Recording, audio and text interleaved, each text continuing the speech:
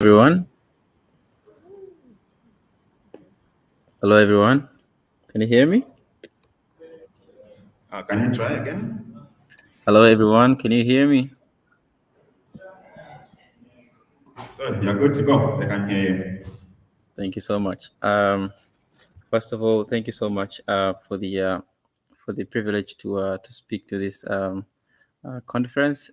So my name is Ghaamid Abdulbasat from the Tanzania Biodiversity Organization, and our organization focus is actually a non-profit organization based in Tanzania. However, I'm currently based in Belgium.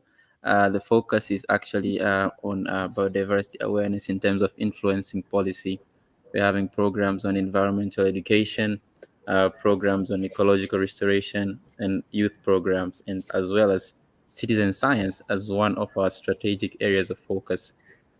So with the citizen science program, which we have done so far, was actually a project initiated in 2021. The project was funded by the National Geographic as an individual explorers grant program. So the project actually integrated the youth program, which is the Tanzanian Youth Biodiversity Network within the organization. We mobilized a coalition in Dar es Salaam within our network, and we first had to train them on how to use open data tools on ways we can see how biodiversity can be impacted. So our first focus in Dar es Salaam was thinking about trash mapping. So the idea was trash mapping in the beginning. The more concrete we got was actually we had to train these fellow youngsters to understand how to collect the data by using mobile phone technology, which I'm sure the whole conference audience knows about this, hopefully.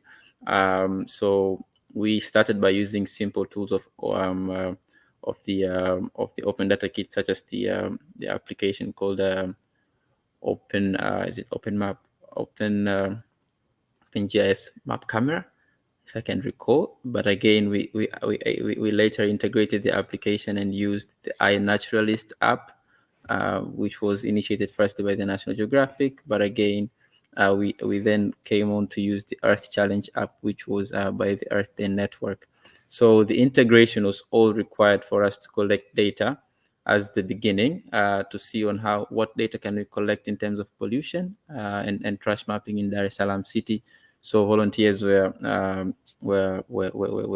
segregated and separated in different areas of Dar es Salaam, and this is an example of the picture you can see over there.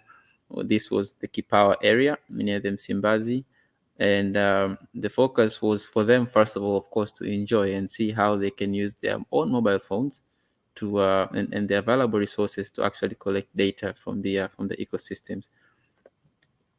So this was the example of the pictures of the data collected.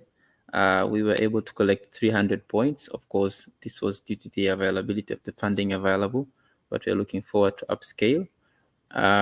This was just one of the localities, but the main focus was for them to see is from the definition of our waste. Is this, is this trash on its position? Is it supposed to be here? So after the awareness for them to understand what is waste management, then how can we use simple GIS tools? They were able to go to collect data from the site. So the main effect was actually checking on first is it's actually an interface, understanding what is science, understanding what is policy.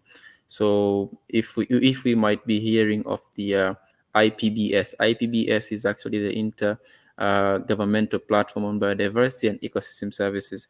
What they do, they use science to influence policies.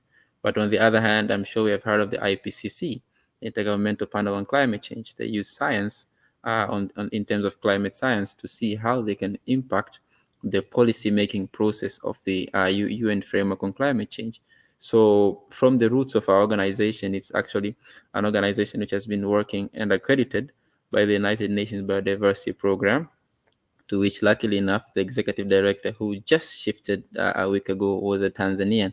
So the framework was first to see how we can, bring the young scientists we have in our network in our country, possible to understand how they can use open tools to see how we can collect data to affect terrestrial ecosystems, mean the land ecosystems, but also the freshwater ecosystems. We all understand Dar es Salaam apart from being a city which is near the ocean, it's actually very rich in fresh water, or other terms known as the inland waters, like the rivers, wetlands, and the ponds. So we wanted to see how was this data can actually be able to influence the policy making process from the data acquisition stage to a policy influence stage.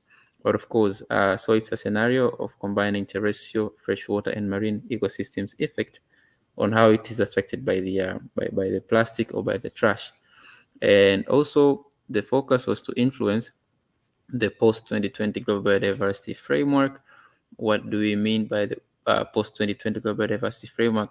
It's actually a framework which has been supported by more than 190 countries within the United Nations Convention on Biological Diversity. This framework has just been launched December last year in Canada, Montreal. So countries and policymakers were able to come together to decide on one agreement after 4 working years, to decide what are the positions, what is the state of biodiversity, and what decision can we make collectively to protect biodiversity, and what is the binding nature of the agreement in this take of protecting our biodiversity. So they were able to come with also regulations, which we hope they will really be binding, because policy which is written cannot necessarily be implemented by the individual member states. So one of the targets was actually focusing on pollution, and the pollution, apart from the pollution which is due to chemicals and other types of pollution, it was actually pollution which is focused on the debris, or mainly trash or solid waste pollution, which of course can have different types of chemicals itself. So the regulations, we are trying to see how we can use data to influence the post-2020 global biodiversity framework, to which Tanzania is a member state. The Vice President Office is actually having a focal point known as the UN Biodiversity Focal Point, or the CBD, Convention on Biological Diversity.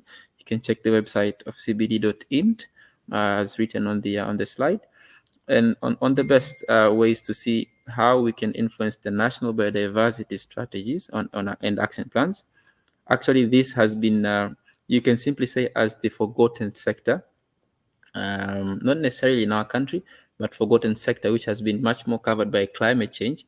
But actually, we're having a special strategy for the country, which is known as the National Biodiversity Strategies and Action Plans, which actually hasn't been reviewed yet, and it's actually now on review.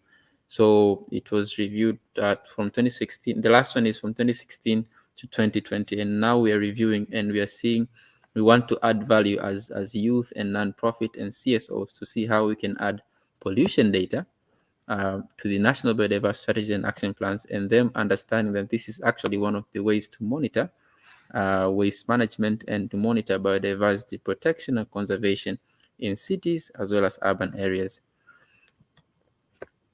So yeah, this is actually my last slide, just so to say. And actually, we wanted to see the best ways on how to influence policies by using data. So it's basically a phase where I can see many of the stakeholders in the data, in the data arena, which is also a challenge to the audience here. I'm bringing out to you that where do we take the data? Because what we believe in, data has to influence policy, because if the interface is not close enough, then how can we do we end up working with COSTECH?